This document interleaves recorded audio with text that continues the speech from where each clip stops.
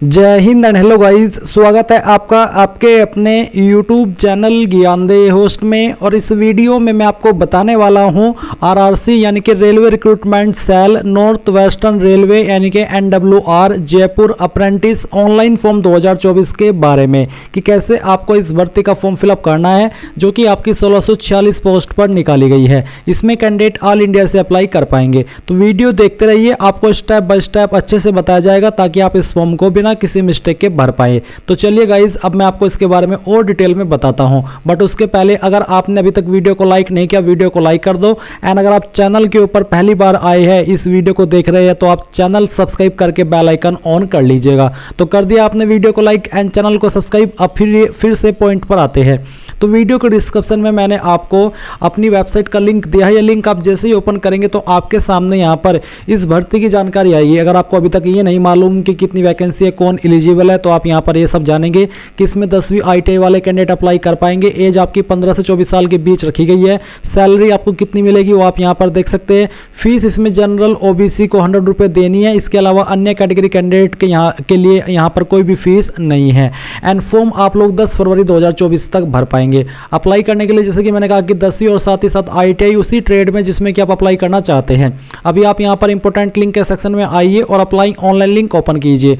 आपके सामने वेबसाइट आएगी। अब अगर आपको इसका एडवर्टाइजमेंट रीड करना है, चेक करना है, तो आप एडवर्टाइजमेंट के ऊपर क्लिक करके यहाँ से इस नोटिफिकेशन में आकर के देख सकते हैं कि कौन से ट्रेड में किस कैटेगरी में कितनी वैकेंसी निकाली है। अब ये सब जानकारी चेक करने के बाद में अब आप यहाँ पर आएंगे और न्यू रशन के ऊपर क्लिक करेंगे। इसके ऊपर क्लिक करने के बाद आपके सामने कुछ ऐसा इंटरफेस आ जाएगा। अब आपको यहाँ पर आपका नाम एंटर करना है 10th के सर्टिफिकेट के अकॉर्डिंग। सेम तरीके से आपको आपका फादर नेम एंटर करना है, वही जो कि आपका 10th के सर्टिफिकेट में दिया है। फिर आप आपकी मदर का नेम एंटर करेंगे एंड देन आपको आपका जेंडर सेलेक्ट कर लेना है। डेट ऑफ बर्थ आपकी क्या है वो आप यहाँ पर कैलेंडर के ऊपर क्लिक करके सेलेक्ट कर लेंगे। पहले आपको यहाँ से ईयर सेलेक्ट करना है, फिर यहाँ से मंथ और उसके बाद में डे, तो आपकी डेट ऑफ बर्थ आ जाएगी। फिर गाइज यहाँ पर आपकी कास्ट कैटेगरी क्या है। जैसा कि मैंने आपको बताया कि SC ST के लिए कोई फीस नहीं है। OBC जनरल को यहाँ पर 100 रुपये फीस पे करनी है। तो जो भी आपकी कास्ट कैटेगरी है वो आप यहाँ पर इस तरह से सिलेक्ट कर लेंगे। इसके बाद में अगर आप डिसेबल है, तो यानी कि आपको कोई विकलांगता है, तो आप इस वाले ऑप्शन में यस करेंगे। अगर आप बिल्कुल ठीक है, कोई विकलांगता नहीं है, तो आप नो करेंगे। फिर आता है एक्स सर्विसमैन। अगर आप एक्स सर्विसमैन है तो आप यस करेंगे, नहीं तो आपको नो करना है। फिर आता है 10th का बोर्ड। तो अगर आपका 10th का बोर्ड यहाँ पर है तो यहाँ से सिलेक्ट कर ले, नहीं तो एनी अदर आप सिलेक्ट कर सकते हैं। बट अगर आपका बोर्ड यहाँ पर है तो आप अपना बोर्ड नेम सेलेक्ट कर लेंगे। फिर आपको बताना है कि कौन से ईयर के अंदर आपने आपकी 10वीं पास की है। एंड फिर आपको 10th का रोल नंबर भी यहाँ पर देना है। ईमेल आईडी आपके क्या है वो आप यहाँ पर डालेंगे। ईमेल आईडी को दोबारा डाल करके वेरीफाई कर देंगे। अपना मोबाइल नंबर एंटर करेंगे, उसको दोबारा डाल करके वेरीफाई कर देंगे। फिर आपको यहाँ पर पासवर्ड बनाना है। पासवर्ड की पॉलिसी आप देख सकते हैं कि कैसी होनी चाहिए।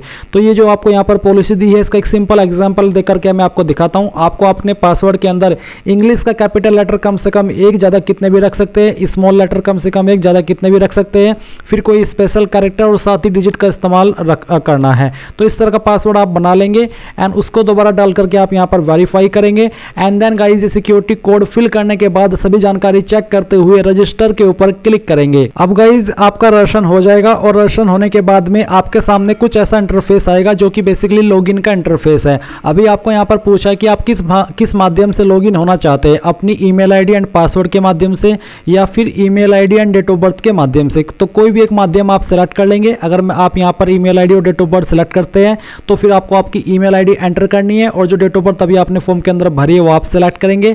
एंड देन ये कैप्चा कोड डालने के बाद में आप लॉगिन के ऊपर क्लिक करेंगे। लॉगिन करने के बाद में आपके सामने यहाँ पर कुछ ऐसा इंटरफेस आएगा जैसे कि आप अभी वीडियो में देख पा रहे हैं। तो आपको यहाँ पर सिलेक्ट गवर्नमेंट आइडेंटिटी में आपकी कोई एक आईडी इनमें से सिलेक्ट कर लेनी है। जो भी आईडी आप सिलेक्ट कर रहे हैं, फिर उसका नंबर आपको यहाँ पर एंटर करना है। नेशनलिटी के अंदर आप इंडियन रहने देंगे अगर आप इंडियन हैं। फिर आते हैं क्वालिफिकेशन डिटेल, जिसमें कि आप 10th की जानकारी भर चुके हैं। इसमें यहाँ पर आपने 10th का बोर्ड तो दिया। अभी आपको name of educational institute school, यानी कि कहाँ से आपने आपकी 10वीं पास की है, उस स्कूल कॉलेज का नाम आपको यहाँ पर एंटर करना है। एंड देन फिर यहाँ पर आपको मैक्सिमम मार्क्स इन 10th के अंदर मैक्सिमम मार्क्स क्या आते हैं वो आपको लिखना है और उसमें से जो नंबर आपको आए थे वो आप यहाँ पर डालेंगे। परसेंटेज आपकी कैलकुलेट कर ली जाएगी। अब कुछ कैंडिडेट का सवाल ये भी रहेगा कि सर मेरे नंबर तो CGPA के अंदर है, तो मैं कैसे भरूं। तो उनको बता दो कि उनको अपने नंबर यहाँ पर मार्क्स के अंदर कन्वर्ट करने हैं और फिर उनको यहाँ पर अपना फिल करना है। फिर आता है सिलेक्ट क्लस्टर यूनिट। तो किस यूनिट में आप अप्लाई करना चाहते हैं वो यूनिट आपको यहाँ पर सेलेक्ट कर लेना है। जैसे कि मैं इसको सेलेक्ट करता हूँ। फिर यहाँ पर आपके सामने ITI पास रिलेवेंट ट्रेड, तो कौन से से ट्रेड में आपने ITI पास की है वो आप सेलेक्ट करेंगे। फिर यहाँ पर आपको एप्लीकेशन फॉर ट्रेड, इसमें भी आपका वही ट्रेड सेलेक्ट करना है जिसमें कि आप अप्लाई कर रहे हैं। किस ईयर के अंदर आपने आपकी ITI पास की है वो ईयर आप यहाँ पर लिखेंगे। फिर आता है सर्टिफिकेट जो कि NCVT या फिर SCVT का हो, यानी कि सर्टिफिकेट नंबर आपको यहाँ पर एंटर करना है। डेट ऑफ सर्टिफिकेट इशू, ये सर्टिफिकेट आपका कब इशू हुआ है वो डेट आप यहाँ पर इस तरह से सिलेक्ट कर लेंगे। एंड देन आपको मैक्सिमम मार्क्स इन ITI, तो मैक्सिमम मार्क्स यहाँ पर फिल करेंगे। मैं आपको एग्जाम्पल के लिए फिल करके दिखा रहा हूँ, आप आपके रियल दोनों ईयर के टोटल मार्क्स एंटर करेंगे, उसमें जो नंबर आपको आए थे वो आपको डालना है एंड परसेंटेज आपकी कैलकुलेट कर ली जाएगी। फिर आपको यहाँ पर आपका जो इंस्टीट्यूट है उसका नाम एंटर करना है, यानी कि कहाँ से आपने आपकी ITI की है उसका नाम आप यहाँ पर लिख देंगे। इसके बाद नीचे आती है एड्रेस की जानकारी, तो जो आपका कोरस्पोंडेंस एड्रेस है यानी कि प्रेजेंट एड्रेस है वो आप यहाँ पर फिल करेंगे, जैसे कि हाउस नंबर या फिर लोकेलिटी क्या है, विलेज, स्ट्रीट, टाउन का क्या नाम है वो आप यहाँ पर लिख देंगे। सिटी आपकी कौन सी है उस सिटी का नाम आपको यहाँ पर एंटर करना है। फिर आपके स्टेट जो भी है इनमें से वो स्टेट आप सेलेक्ट कर लेंगे। डिस्ट्रिक्ट आपकी कौन सी है वो डिस्ट्रिक्ट आपको सेलेक्ट कर लेनी है, और फिर जो आपका पिन कोड है वो भी आपको यहाँ पर डाल देना है। अब अगर आपका प्रेजेंट एड्रेस और परमानेंट एड्रेस सेम है तो आप इसके ऊपर टिक कर दें। इसके ऊपर टिक करने के बाद में जो एड्रेस आपने इस तरफ भरा है वो ऑटोमेटिकली इस तरफ भी आ जाएगा, आपको दोबारा से नहीं भरने की आवश्यकता नहीं पड़ेगी।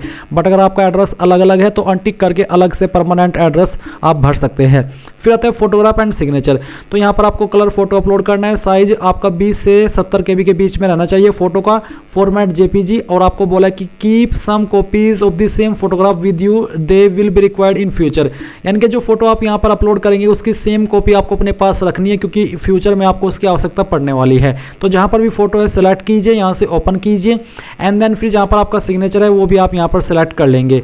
तो इस तरह से आप यहाँ पर साइन सेलेक्ट करेंगे और इसको ओपन कर देंगे। इसका साइज यहाँ पर 20 से 30 KB के बीच में रखा है।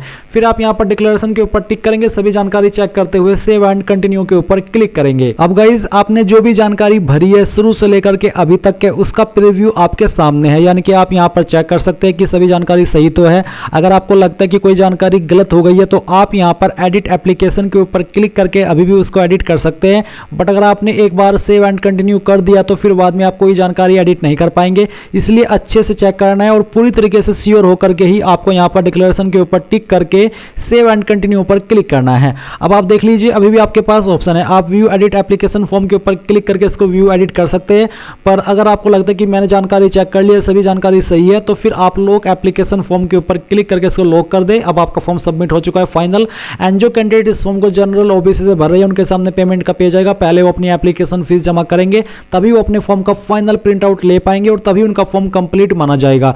अब आप यहाँ पर प्रिंट फॉर्म पर क्लिक करेंगे और आपकी PDF फाइल फॉर्म की डाउनलोड हो गई है, तो आप इसको बाद में प्रिंट करा लीजिएगा। तो इस तरह से गाइज आप लोग RRC NWR apprentice Jaipur online form 2024 को भर पाएंगे।